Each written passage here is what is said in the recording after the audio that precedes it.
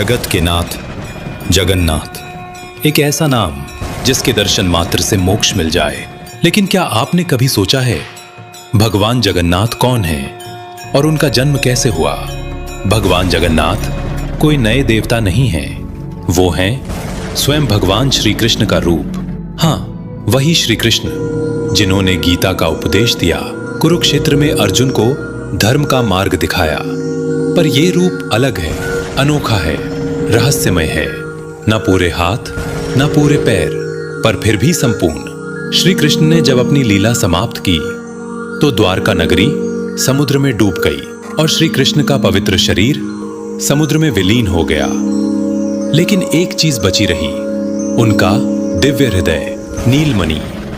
ये हृदय न तो जल में घुला न जलाया जा सका।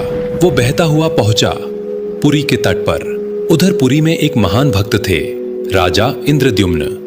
एक रात उन्हें सपना आया, हे भक्त, श्री कृष्ण का स्वरूप समुद्र से निकलेगा, उसे खोजो और मेरी स्थापना करो। राजा ने पूरे समर्पण से यज्ञ कराया, तप किया और आखिरकार मिला वो दिव्य काष्ठ लकड़ी का टुकड़ा जिसमें श्री कृष्ण का चेतन हृदय समाया हुआ था। राजा ने मूर्ति बनवाने के लिए कलाकारों को बुलाया, पर कोई तैयार नहीं हुआ। तभी एक वृद्ध शिल्पकार आया जो था स्वयं भगवान विश्वकर्मा। उसने कहा, मैं मूर्ति बनाऊंगा, पर एक शर्त है, जब तक मैं दरवाजा बंद कर मूर्ति बनाऊं कोई भीतर झांकेगा नहीं। राजा ने वचन दिया।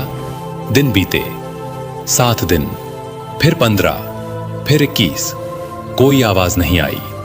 राजा बेचैन हुआ और 21वें दिन दरवाजा खोल दिया। मूर्तियां अधूरी थीं, न पूरे हाथ न पैर, लेकिन चेहरे पर दिव्य तेज था। राजा पछताया, पर तभी आकाशवाणी हुई, हे भक्त, तूने दरवाजा खोला, पर चिंता मत कर, यही मेरा रूप है, यही मेरी लीला है। मैं अधूरा नहीं, मैं तो भक्तों के प्रेम से पूर्ण हूं। उस लकड़ी से बनी 3 मूर्तियां, 1 भगवान जगन्नाथ श्री कृष्ण, 2 बलभद्र भाई बलराम, 3 सुभद्रा बहन, तीनों एक साथ विराजें पुरी के जगन्नाथ मंदिर में।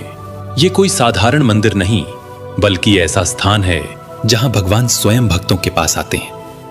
हर साल आषाढ़ महीने में होती है रथ यात्रा। तीनों भगवान भव्य रथों पर सवार होकर मंदिर से बाहर निकलते हैं।